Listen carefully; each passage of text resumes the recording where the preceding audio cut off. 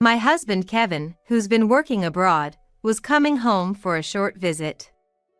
We decided to host a dinner at the home where I live with my son Stephen and his wife Megan. The atmosphere was warm and cheerful as we chatted away, but everything changed with just one comment from my grandson Ryan. "So today's not a punishment day for Grandma? It's okay for her to eat?" Despite our efforts to keep up appearances, our grandson Ryan's remark threw everything into disarray. I was at a loss for words, staring down in silence. Stephen and Megan tried to smooth things over, but the more they talked, the more Ryan blurted out the truth.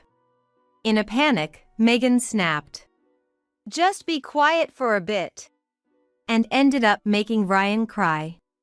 "Don't just yell at the kid." Kevin raised his voice, and suddenly the dinner atmosphere turned tense. In the silence that followed, with only Ryan's crying filling the living room, Kevin turned to Stephen for an explanation. Throughout this, I was comforting Ryan in my arms. Staying in my arms, Ryan worried. "Sorry, Grandma. Will I get you in trouble again? I can't keep this up." All I could do was hold Ryan close and stay quiet. I'm Rachel, a 60-year-old housewife. Kevin and I fell in love at work, which made things quite difficult until I resigned. In a time before mobile phones, exchanging contact details wasn't so easy, and workplace romances were often kept secret. We were always careful not to let our bosses find out until we got engaged. Even after getting engaged, deciding on seating arrangements and who would give speeches at our wedding was a headache, making us wonder whose wedding it was in the first place. Moreover, any mistake could lead to Kevin facing sarcastic comments at work, so it was a time when we could never let our guard down. However, those challenges strengthened our bond. A realization that hit me when Kevin's overseas assignment meant we had to live apart. 3 months before his departure. "I think I can be back within 3 years, but I'm worried. Maybe you should come with me?" I appreciate the thought, but at my age, going abroad is a bit much. "Unlike you, I only speak English." Kevin was always worried about leaving me behind in the US. Besides, if anything comes up, we have Stephen and others. "We can make phone calls, so don't worry too much." "Yeah, you're right." Stephen is our son. 14 years ago, as Stephen started college, he expressed a wish to live independently and moved out. After graduating, he met Megan at his job and they married 7 years ago. 2 years into their marriage, our grandson Ryan was born. Stephen, who rarely visited when single, began coming home regularly after Ryan's arrival. Kevin and I always looked forward to these visits. Yet, the time spent just between us was equally filled with peaceful, enjoyable days. Especially dear to me were the trips Kevin planned during his long vacations, saying, "I've been so caught up with work, leaving everything at home to you, Rachel. Let's create more time for us." He always took me to places I wished to visit. This was our first experience with solo overseas assignment, complicating immediate returns. Understandably, Kevin was worried. But I reassured him, with Stephen and Megan living just 15 minutes from the nearest bus stop. There was no cause for concern. About a month and a half before leaving, I injured my back, necessitating hospital visits. Thankfully, the condition was manageable, allowing me to attend appointments and maintain basic living. However, Kevin saw my situation as critical, proposing to delay his departure until I recovered. "I'm grateful, but it's not severe enough to postpone your work," I countered. "But living alone in this state is unacceptable. What if something happens?" Kevin's worry clashed with my reassurances, leading to a stalemate over several days. "We're both adults, Kevin. We shouldn't worry over such matters. If anything, we can ask Stephen for help." I continued to persuade him. And then Kevin had an idea. "Let's see if we can stay with Steven." "What?" Immediately, Kevin called Steven, sharing my back issue and his overseas assignment. Steven responded, "I get the situation. Let me talk it over with Megan and I'll get back to you." Before hanging up. Secretly, I doubted they would agree to such a sudden cohabitation. Yet, Steven's reply was the exact opposite of my expectations. "Megan agrees. It's just for up to 3 years, right? That's totally fine." "Great, we owe Megan a huge thanks. I'll make sure to express our gratitude soon. Steven, take good care of Rachel for me." Thus, under Kevin's insistence, moving in with Steven and Megan was decided. Megan worked as a chef in the same company cafeteria as Steven.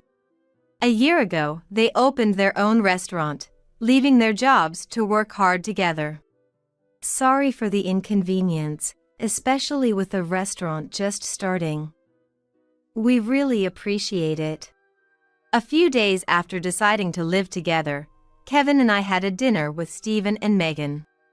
Seizing the moment while Kevin and Steven were chatting over drinks, I conveyed my words of apology to Megan. I thought it must have been a hassle for her to take care of her injured mother-in-law during such a crucial time for the shop to take off, for as long as 3 years. However, please don't worry about it. We're there for each other in times of trouble. Also, once you're feeling better, could you perhaps spend some time with Ryan every now and then?" Megan said. "I do send him to preschool, but it's hard to find someone to be with him from the evening to night," she explained, seeming apologetic. Understanding why Megan had agreed to live together, I realized she probably wanted me to keep Ryan company. "Of course I will. And if there's anything else I can do, just let me know." "Don't hesitate," I said with a smile. Megan smiled back, relieved. At that moment, I was truly relieved not to be just a nuisance. Living together turned out to be more peaceful and comfortable than I had anticipated. I was grateful enough that they had agreed to live together, but they even prepared a room for me, saying there was a spare. Wanting to be helpful, I started to take the initiative to do the laundry, wash dishes, and pick up Ryan from preschool. Eventually, I even began cooking dinner, taking over for Megan, who often came home late due to prep work for the next day. Steven and Megan were always grateful, and I got to spend more time with the adorable Ryan. Although it was Kevin's sudden idea to start living together, at that time, I was truly happy, grateful every day to Kevin, Steven, and Megan. However, this happy time didn't last long. It all started with a casual remark from Ryan at dinner. "I like Grandma's food more than Mom's cooking." "Oh my, thank you." Home cooking couldn't possibly beat a professional's, but perhaps to Ryan, who had chef parents, home-cooked meals felt fresh and delicious. Moreover, Ryan proudly said he could eat his disliked vegetables with my cooking. "That's great," I said, praising him a lot. Truth be told, Ryan's pickiness was just like Steven's when he was a child. So, I just happened to make dishes that Steven liked, which Ryan also ended up eating. However, it seemed to trigger something. "If you like Grandma's cooking so much, why don't you have Grandma cook for you every day from tomorrow?" Megan's expression was calm, but her tone was clearly angry. Both Steven and I felt it was better not to say anything unnecessary and continued eating in silence. But 5-year-old Ryan, oblivious to this. "Really? Yay, Grandma's meals every day!" he cheered. Seeing Ryan's reaction, Megan's mood worsened even more. And since then, I ended up preparing all the meals. Being a housewife originally, cooking was never a burden for me. The problem was Megan's increasingly sharp and glaring eyes as she watched Ryan and Steven enjoy the meals I prepared. Moreover, Ryan started asking for me in everything. From showering, reading storybooks, dressing, drawing, and even tucking him in. I was happy to oblige Ryan's requests, but to Megan, it might have felt like her child was being taken away. Rachel, please don't spoil Ryan. This is exactly why I can't stand the elderly. I'm sorry, I'll be careful. Before I knew it, Megan's attitude towards me became cold and filled with disgust. For months after Kevin went abroad, Megan made a suggestion. As of today, instead of paying rent, you'll be taking care of all the household chores. When I asked what brought this on, Megan explained that providing for an additional adult's food and utilities for 3 years was a disadvantage to her. She wanted that disadvantage compensated for in the form of labor. Your back is better now, right? Then, please start working hard. Megan spoke calmly, her gaze cold, leaving me speechless. Was this really the Megan I knew? Feeling frightened by the drastic change in Megan, who seemed like a completely different person from before we lived together, I silently agreed to comply. After all, the cost of living had indeed increased with an extra adult in the house. I could understand Megan wanting me to make up for that through chores. I decided to be more considerate towards Megan and try to reduce her burden. I thought that would calm Megan down and things would go back to how they were. At that time, I truly believed that effort could restore our good relationship. However, that hope was soon to be shattered. If I did the laundry, I was scolded for folding it wrong. If I washed the dishes, I was berated for washing them poorly. Moreover, whenever Ryan showed me affection, she's bribing Ryan with food, trying to make him her ally, Megan would scorn me. No matter how careful or hard I tried, everything seemed to upset Megan. Yet, I kept doing the household chores diligently. The only solace was that Ryan and Steven always enjoyed my meals, leaving nothing behind. But even that displeased Megan. What's so good about this old-fashioned home cooking? It's bland, looks dull, and I can't eat this. Saying so, Megan went to the kitchen, prepared a meal for herself, and ate alone. The atmosphere at the table then was as cold and rigid as if a ghost had passed through. Fearing what harsh words might come next, I stopped eating, and Ryan, perhaps lost his appetite in the chilly silence, left his meal unfinished that day. Dinner ended in silence for everyone, and the moment I stood up to clear the table. Rachel, sit down for a moment. Megan stopped me with a low, cold voice. I sat down, disheartened, bracing for a scolding. And when I timidly looked at Megan's face, she was glaring at me more fiercely than usual. I'm a professional. If I cook, it means there's a charge involved. Understand? Yes, I understand. I managed to reply, squeezing out my voice. For making me cook outside of work, Rachel, you need a punishment. The word punishment sent a chill down my spine. I was already feeling heartbroken, and now I feared what more could happen. My fingertips were cold, and I felt an unpleasant sweat on my palms as I waited for Megan's words. Megan smirked maliciously and declared, "No meals for you tomorrow." She then left the living room. I was momentarily stunned by the absence of insults or harsh words. Is that it? It was the first time something ended so lightly, which made it all the more frightening. And the next day, when I truly experienced a day without being fed, I quickly understood the terror of this punishment. No matter how hungry I became, feeling like I might collapse, taking a break from the chores was not allowed.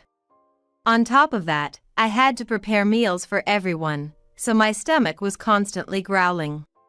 If I was sent to do the shopping, I felt like I might collapse on the side of the road from hunger. I even thought being scolded at home would be far better than this. This kind of punishment happened 3 times a week.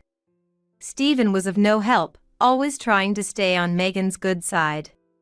Worse, recently he began joining Megan in berating me. The only solace was Ryan, but if Megan caught him being kind to me, he would get scolded too. So, I had to limit my interactions with Ryan to the bare minimum. The room prepared for me was treated more like a storage space, and now I can't even stretch out my legs to sleep. Somehow, I had become an unwelcome burden. Facing such cruel treatment, I thought of going back home many times. But every time, the thought of Kevin working abroad and worrying about me stopped me from taking action. Just 3 years. If I could endure this time, everything would be settled. I continued to live a shell of a life, terrified of crossing Megan. A little over a year after Kevin left for his overseas assignment, one day. Stephen. It's sudden, but I've got to make a temporary return next week. How about we all go out for a meal? Next week? That's too sudden. Let's just eat at our place. Yeah, that sounds good. By the way, how's Rachel? Whenever I call, I'm told she's always playing with Ryan and can't talk much. She's fine. All right, see you next week. With that, Stephen abruptly ended the call. Then, during dinner, he relayed this news to Megan and I. Megan visibly looked annoyed, but I was overjoyed inside. Since going abroad, the only calls from Kevin were in the first few months. I figured he was too busy to call, but honestly, I felt very lonely. Moreover, Megan had forbidden me from calling Kevin, so all I could do was wait for his contact. During the time we couldn't see each other, I couldn't help but worry. What if he got hurt or sick? What if he's been working too hard and have become worn out? All these piled up worries about Kevin. I'll finally be able to check on him next week. For the first time in a long while, I felt revitalized. But Megan seemed incredibly irritated by my demeanor for some reason. What's with that happy face? It's like you're making me out to be the villain. What? What's gotten into you all of a sudden? Nobody's saying anything like that. Shut up, don't talk back. You're getting punished today, too. Without understanding why, I was deprived of food again that day. And for the week until Kevin's temporary return, I was made to help with store preparations on top of house chores, and given heavy advertisements to distribute, with the instruction, "Don't come back until you've handed them all out." And I was kicked out of the house by her. The treatment was harsher than ever, leaving me nearly collapsing every day. What exactly did they dislike this time? I tried to think, but could come up with nothing due to exhaustion and hunger. I spent my days more cautiously than ever, watching Megan's every expression. Then, the long-awaited dinner with Kevin arrived. To welcome Kevin, whom I hadn't seen in a while, I prepared many of his favorite dishes. "Rachel, I've missed you. Haven't you lost some weight? You look a bit pale, don't you?" "Not at all. If anything, Kevin, you look like you've been accumulating fatigue." Kevin's sharp observation unsettled me. Since my temporary return had been decided, the past week had been filled with punishment, alongside an extreme increase in chores and labor, to the point where I felt I might collapse at any moment. However, determined not to worry Kevin, I desperately hid how unwell I felt. Yet, Kevin, still harboring doubts about my change, pressed further. "I've been calling Rachel a lot, but she hardly picks up. Did something happen over there?" "Wait, a lot? How much is a lot?" "Since I went abroad, I've been calling at least twice a month. But every time, I'm told Rachel can't spare a moment." Hearing that Kevin had been calling so frequently was news to me. As I stood there, stunned, Stephen and Megan appeared from the back of the house. With smiles, they welcomed Kevin and led him to the living room. There, Ryan, waiting eagerly, jumped into Kevin's arms. Kevin was delighted to reunite with Ryan after more than a year. For a moment, that heartwarming scene made me forget the conversation I had with Kevin upon his arrival. And just like that, Megan initiated the start of the dinner party. While everyone took their seats at the table amidst a cheerful atmosphere, I found myself standing a bit away from the table, alone, as was my habit. Seeing this, Rachel, what are you doing? Come sit down, please. Megan called out in a fluster. Realizing my mistake, I hurried to take a seat. Kevin watched this with a curious eye, worrying about making more mistakes and possibly facing worse treatment later. I decided to stick close to Kevin, focusing on serving food and drinks. Thanks to that, the rest of the meal went smoothly without any mishaps. Just when I felt relieved that I might get through this, Ryan mentioned as if remembering something. So today's not a punishment day for Grandma? It's okay for her to eat?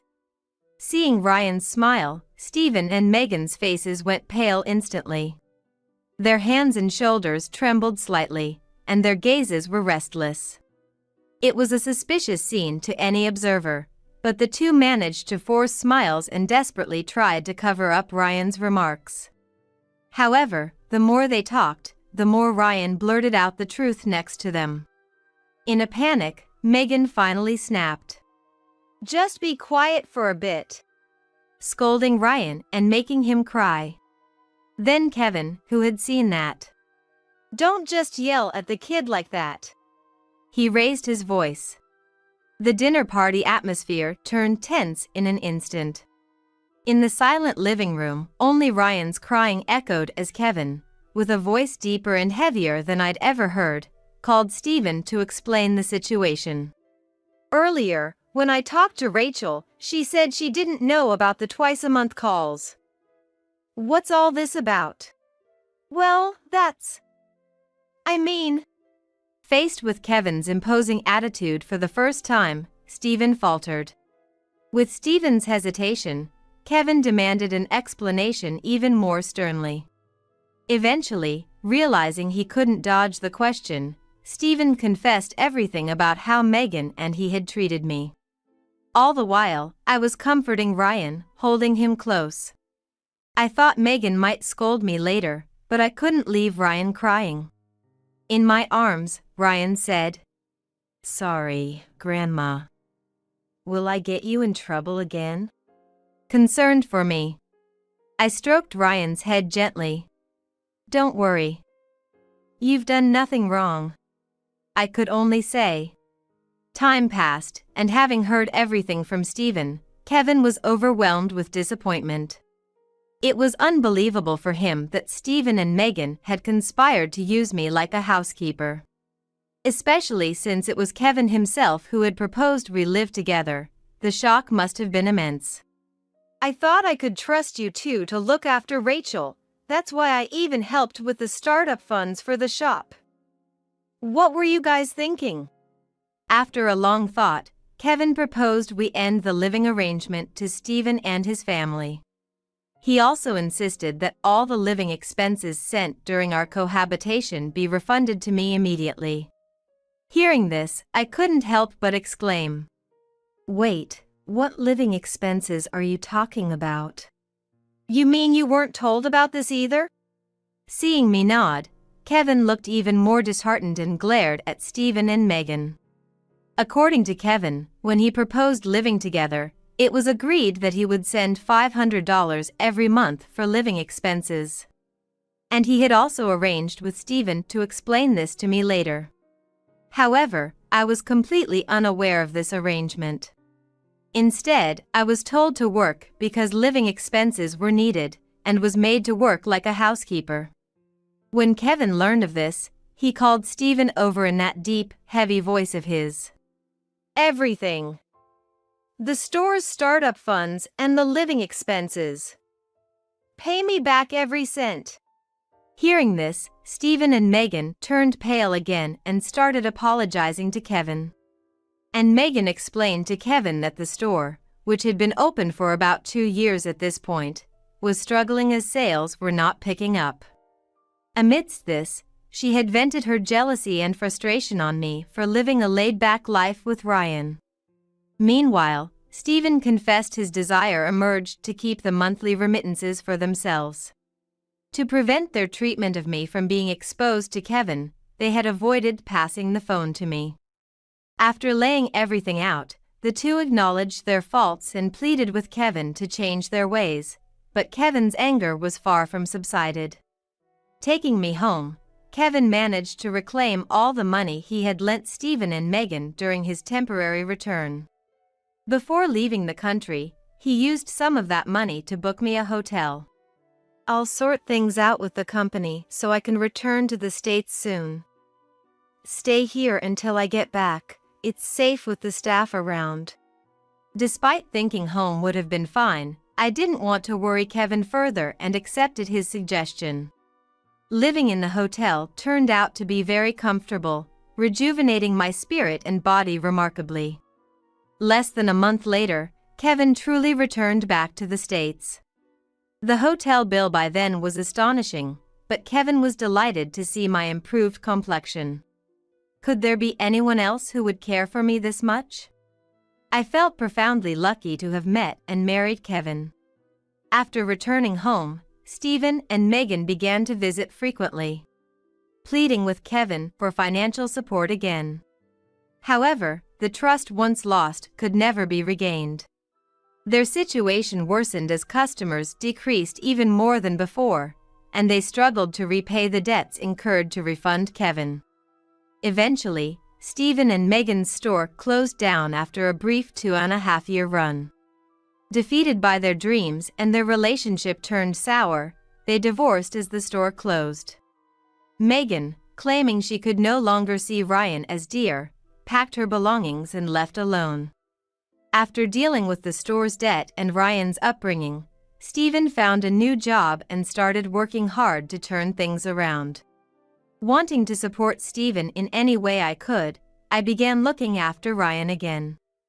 Of course, I provided no financial support, but on days when Stephen worked late, Ryan would stay at our house. Ryan, who will soon be a schoolboy, said, "Look at this backpack.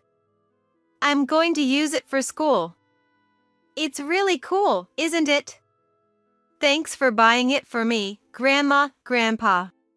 His proud posture, carrying his new backpack, never ceases to be utterly adorable. Kevin and I want to continue watching over Ryan with kindness. And secretly, I hope that someday Stephen will marry someone who is kind and compassionate.